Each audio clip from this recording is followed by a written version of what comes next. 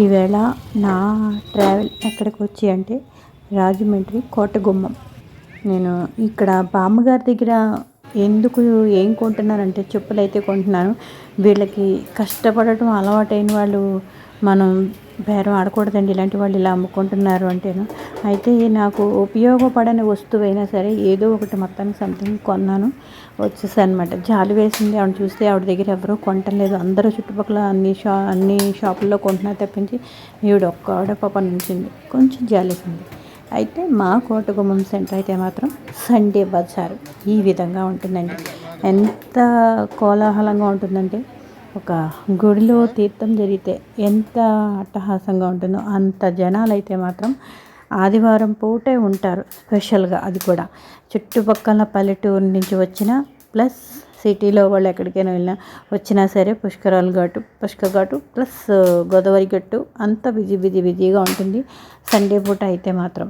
ఇంకో విషయం ఏంటంటే అండి, మనం బజార్లోనూ కొంచెం రీజనబుల్ రేట్ అయితే మాత్రం ఈ సండే పూట మాత్రమే ఉంటుంది. అంటే ఏదైనా సెకండ్స్ అయినా సరే, షాప్లోనూ ఓల్డ్ స్టాక్ అయినా సరే, ఏదైనా సరే రీజనబుల్ రేట్ అనమాట.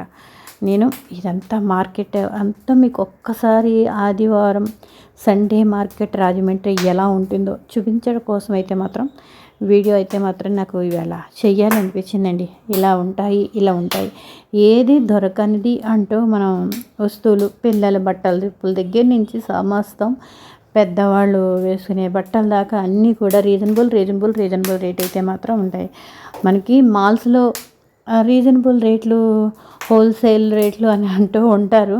పాపం వీళ్ళు బయట ఆదివారం ఒక్కరోజే పెట్టుకొని మాత్రం అమ్ముతూ ఉంటారండి. అందుకని చుట్టుపక్కల అందరూ పల్లెటూరు నుంచి రావడం, కొనుక్కోవడం కూడా నేను చూశాను. అలా పిల్లల్ని వేసుకుని వచ్చి చూసుకుని కొంటూ ఉంటారనమాట అందరూ.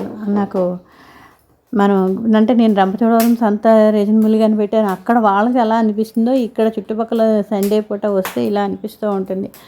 ఇదండి నా రాజమండ్రి కోటగుమ్మం.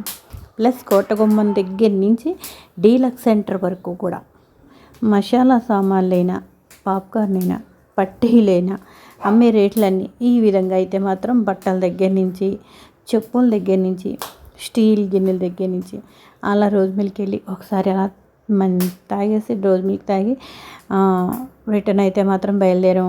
ఒక బుల్లి ఆవు దూడ కనబడితే ఒక తోటకూర కట్ట అయితే మాత్రం దానికి పాపం ఎక్కడో దూరంగా ఉంది. తోటకూర మళ్ళీ వచ్చేటప్పుడు కొని తీసుకొచ్చి మరీ పెట్టాను. ఇప్పుడు నేను ఈ వీడియోలో చెప్పేది ఏంటంటే అండి, ఎక్కడైనా సరే ఎవరైనా పెద్దవాళ్ళు ఏదైనా అమ్ముతున్నప్పుడు మనం తినకపోనివ్వండి, అలాంటి వాళ్ళ దగ్గర కొంచెం మనం కొనుక్కొని ఎవరికోళ్ళకి ఇచ్చేయడానికైనా సరే కొని ఆ విధంగా ప్రయత్నం చేద్దాం. చిన్న హెల్ప్ అంతే. వాళ్ళు ఇంటికి పెందరాళ్ళే వెళ్ళిపోతారు కదా, అమ్మేసుకొని అనిపిస్తుంది నాకు. తినేవి అమ్ముతున్నా ఏదైనా సరే ఆ విధంగా చిన్న హెల్ప్ అయితే మాత్రం చేద్దామండి. ఇది నా రాజమండ్రి కోటగుమ్మం. మీకు ఇంకా ఇలాంటివి నేను ఎక్కడైనా రాజమండ్రిలో జరుగుతున్నవి అప్పుడప్పుడు ఇలా నేను పెడుతూ ఉంటానండి. ఎక్కడెక్కడ పట్టండి చాట్ ఉంటుంది, ఎక్కడ మంచూరియా అమ్ముతారు, అలాగ మా అబ్బాయి అప్పుడప్పుడు నేను తీసుకెళ్తూ ఉంటాడు నన్ను. ఆ విధంగా అయితే మాత్రం మీకు నేను చూపిస్తాను. ప్లీజ్ లైక్ చేయండి, షేర్ చేయండి, సబ్స్క్రైబ్ చేయండి. మీకు ఈ వీడియో నచ్చిందో లేదో, లేదంటే ఇంకొంచెం ఏమైనా మార్పు చెయ్యాలా అన్నది మాత్రం ప్లీజ్ పెట్టండి. మనం ఇలా రాజమండ్రి అంతా ఈ మార్కెట్ అంతా తిరిగి గోదావరి హారతి టైంకి ఈవినింగ్ కరెక్ట్గా 6కి అయితే మాత్రం స్టార్ట్ చేస్తారు. 6:30 సండే పూట స్పెషల్ టైమింగ్స్ అనమాట. రోజు రెగ్యులర్గా అయితే 6కి స్టార్ట్ చేసేస్తారు. శీతాకాలం అయితే 6కి, వేసవికాలం అయితే 6:30 అనమాట. ఈ విధంగా ఒక్కసారి గోదావరి హారతిని అయితే మాత్రం చూడటానికి మీరు తప్పకుండా వెళ్ళాలి. చాలా బాగుంటుంది. ఇంకా చూసేవి ఏంటంటే ఈ మెయిన్ రోడ్ అంతా తిరిగి అలా గోదావరి గట్టు బఠానీ చాటు సూపర్ ఉంటుంది. మార్కండేశం గుడి పక్కన బఠానీ చాటు ఒకటి. ఇవ్వండి నా రాజమండ్రి కబుర్లు, విశేషాలు, వింతలు. ఇవి వింత ఏంటంటే గోదావరి హారతి నిజంగా చూడటానికి చాలా బాగుంటుంది. ఈ వ్యూ ఎంత బాగుందో చూడండి. ఈవినింగ్ టైం అని మేము వెళ్ళాము, చాలా బాగుంది, ప్రశాంతంగా ఉంది, హారతి కూడా అవుతుంది.